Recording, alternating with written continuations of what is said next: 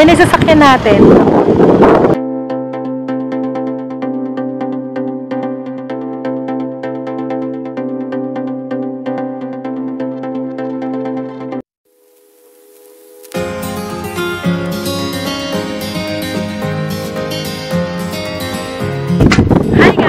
Welcome back to my channel. I'm your Mami Zang. Nakita nyo ba ang nasa likod ko? Hindi namin sasakyan yan. Dahil tumirik ang aming sasakyan. Buti na lang, meron kaming kaibigan na napakabait. Pinahiram sa amin ang sasakyan niya para may magamit kami ngayon.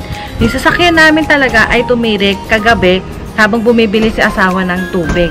At ang anak ko ay palabas na. Tara, samahan nyo ako kung paano ito. Ituturo ko sa inyo kung anong gagawin. Atid muna natin si Junakis. Hi! Good morning! Good morning! Good morning! Hi!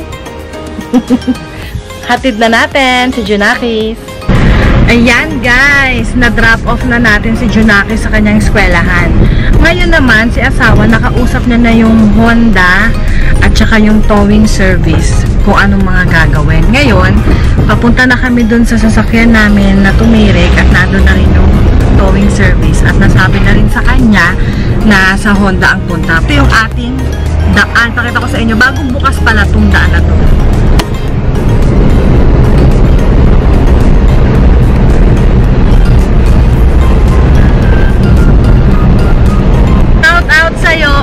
Sa kaibigan natin, napakabait at napakapogi. Pinahiram mo kami ng sasakyan. May nagagamit kami 2 days. Thank you! Ito na yung towing service. Naghihintay na siya, mas nauna siya sa amin.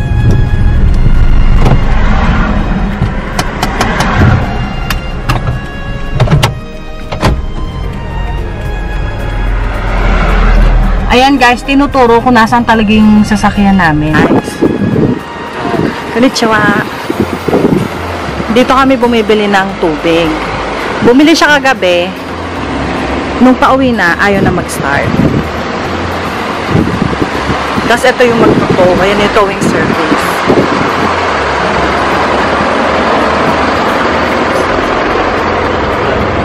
Ayan guys. Ito yung nakadikit dun sa windshield ng sasakyan. Ang ibig sabihin niyan, Hosho, may trouble yung sasakyan. O diba? Tinanong ko dun sa ano. Dun sa nagtitinda ng tubig. Siyempre, hindi ako nakakabasa, no?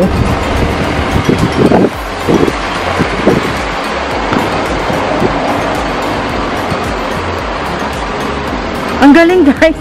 Sira, ano, patay yung makina niya, pero naandar niya. Wala kasi ako alam sa sakyan, eh.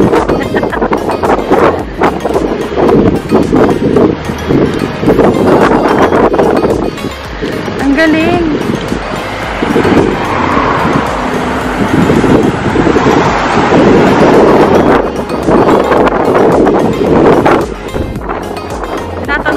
Kung anong ginawa, paano nangyari.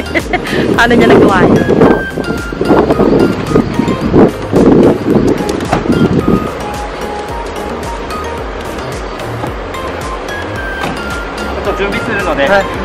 Ayusin na raw niya.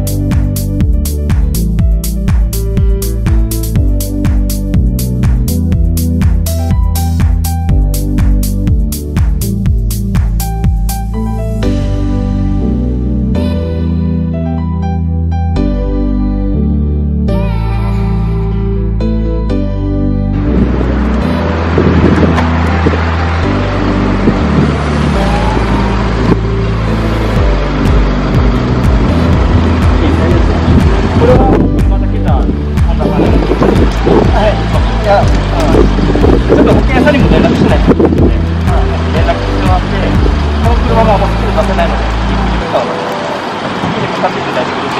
いや、最後場所は分かりませんが。場所は大丈夫ですよ。先に行けますので、後から行きます。サインだけもらっていいですか？はい。車の鍵だけ、家の鍵とかも、ちょっと借りましたね。はい。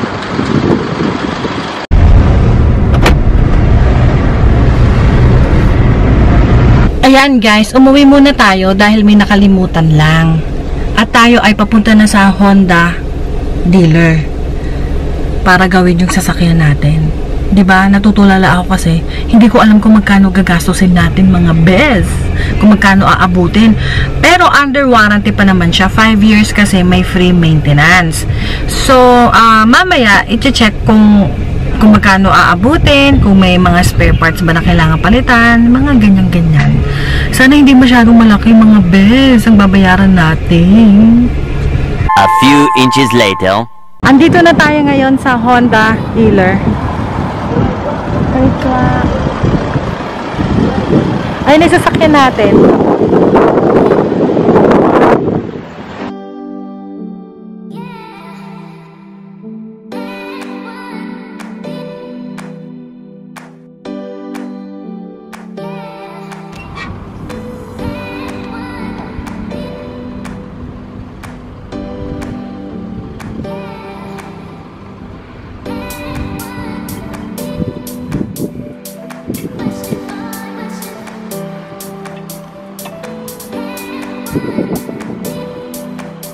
Let's go. Pasok na tayo sa loob ng Honda.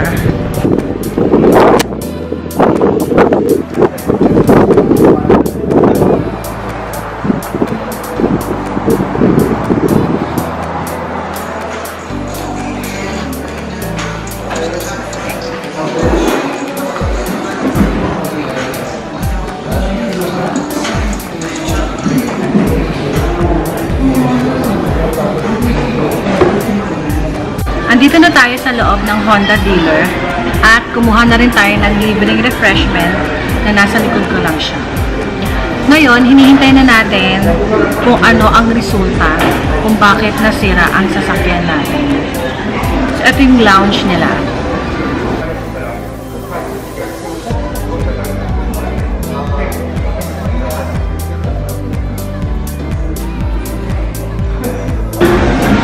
Yung sasakyan namin, may 5-year warranty yun.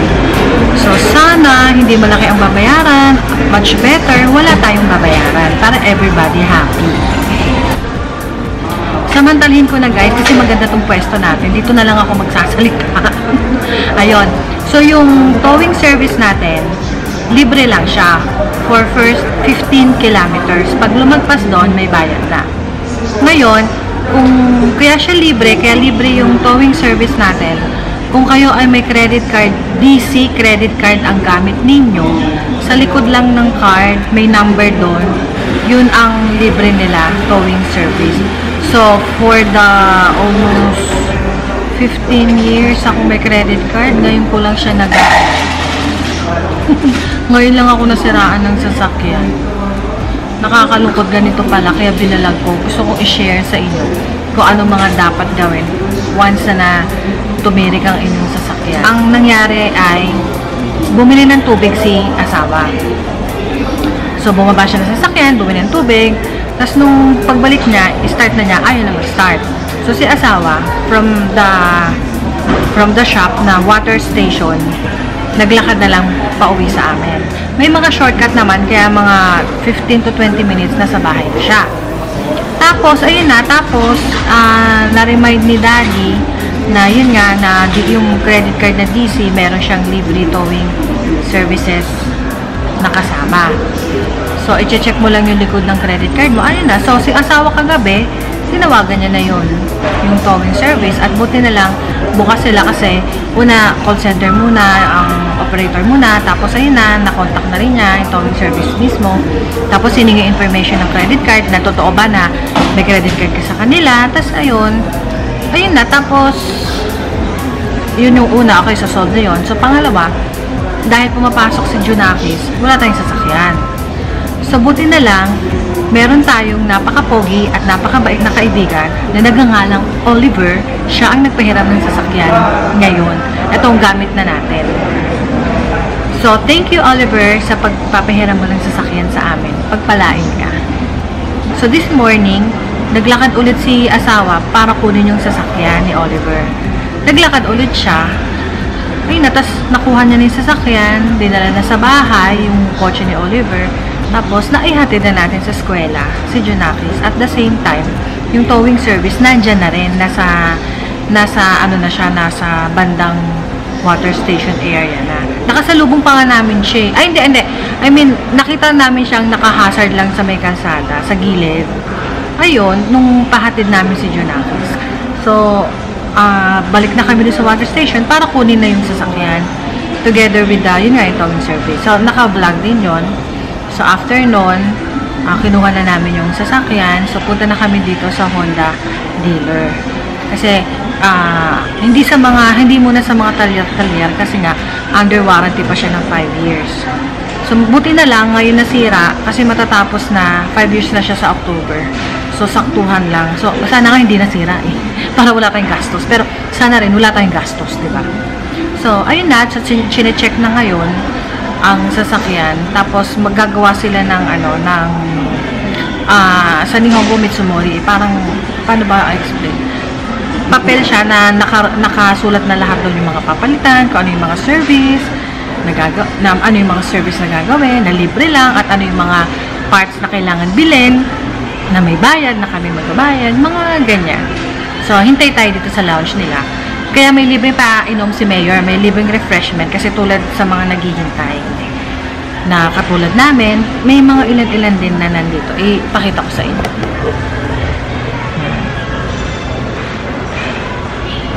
Madilim guys eh. Madilim guys, against the light tayo. So yun na, so waiting kami ngayon, naka-relax kami ngayon dito. Chill-chill lang muna tayo dito.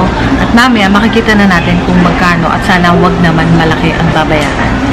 Diba? At sana walang babayaran kasi nga under warranty pa siya. Kahit paulit-ulit ako kasi yun daw yun eh. Words are magical. It can be happen. Diba? Kaya kung anong gusto nyo, sabihin nyo na lang sabihin. At magical din daw yung mga hangin. Kasi yung pag nagsasalita ka, diba, humahangin. So, nadadala ng hangin kung saan yung salita. O, charm, may ganyan-ganyan pa. Ayun lang. So, wait tayo ngayon dito.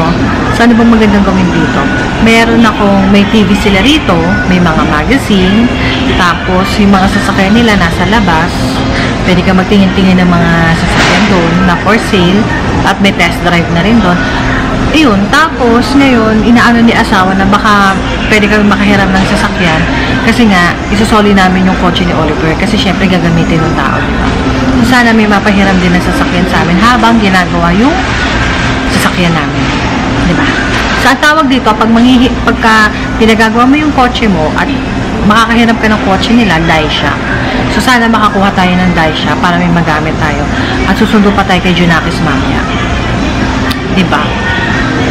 Ang dami talagang mga hindi inaasahang pagkakataon. At ito pa guys, buti na lang kagabi, ang hili kasi namin sumama ni Junakis sa bibili lang na tubig, bibili lang sa ganito, ganyan.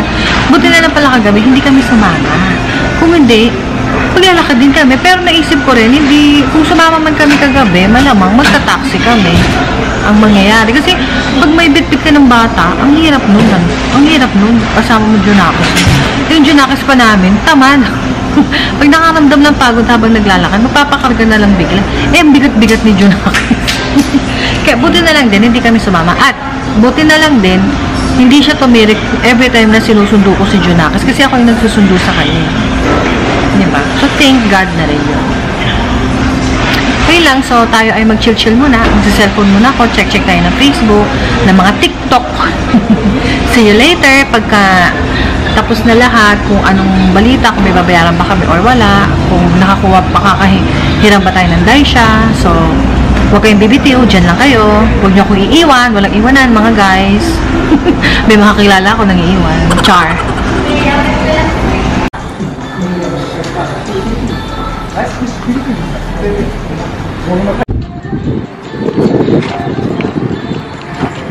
Ayan guys, ayan yung Daisha. Ayan yung papahiram sa amin.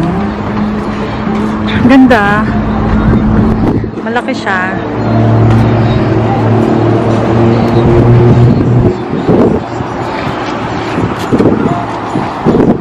Syempre, i-check natin yan. Baka may mga gas-gas at sabihin baka sa amin. Kaya ikutan natin yan mga best.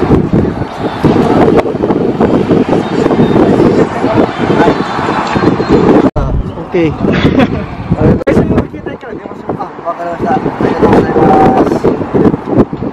Ako ang magdadrive nitong Dacia at kay asawa yung hiniram namin kay Oliver na sasakyan. Bumalik tayo dito sa Honda dahil nakalimutan ang car seat ni Junakis. Kailangan may car seat. Safety first sa mga bagets. Hintayin na natin si asawang makuha at ilalagay dito sa sasakyan natin. Asa na ba si asawa? Pumasok ulit sa loob. Ayan na yung car seat ni Junakis. Nilalagay na ni asawa.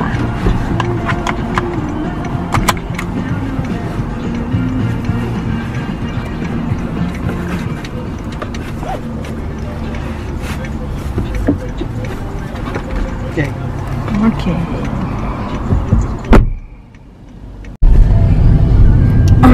Ayan guys, nasa harapan natin yung sasakyan ni Oliver. Dinadrive ni asawa. Isosoli na natin yung car niya. Etong sasakyan natin ay Honda Stream. So far, so good ang takbo niya. Diba? Nag-rip yung bigla ng sasakyan. Yung shocks ba tawag dun? Yung shocks niya, maganda. Hindi siya masyadong maalog pag dumadaan tayo ng lubak. 1 hour later. Okay guys, tumawag na ang Honda. Tapos na rin yung sasakyan natin. Pwede nang pick upin. So, itong pinahiram nila sa atin na sasakyan, isosoli na natin. Bago yan, pick upin muna natin si Junakis from school. Pag pick up kay Junakis from school, punta na tayo sa Honda. Samahan nyo kami. 2,000 years later. Ito na tayo sa bahay and thank God wala tayong babayaran sa nasira dahil ang nasira ay yung power button na kung saan yung sasakyan ay under warranty pa siya ng 5 years. Ang ika 5 years ng sasakyan namin ay sa October pa matatapos. Ngayon ay May pa lang kaya pasok na pasok pa siya. So thank God doon at wala tayong babayaran. Bukod doon, under siya ng warranty so libre ang maintenance. So, syempre, chinek na nila yung buong sasakyan. Nakita nila, yung battery daw ay 10% na lang. So, tinulong nila kami kung papalitan ba or hindi. Pero, ang advice nila ay palitan na. So, syempre, pinilitan na namin dahil baka daw later on mamroblema pa kami. So, kahit 10% pa yung battery, pinapalitan na namin. So, yung pagbili ng battery sa kanila, yun ang may bayad. Ang bayad ay 16,000. Tas, ayun, ilalagay na nila yung battery doon.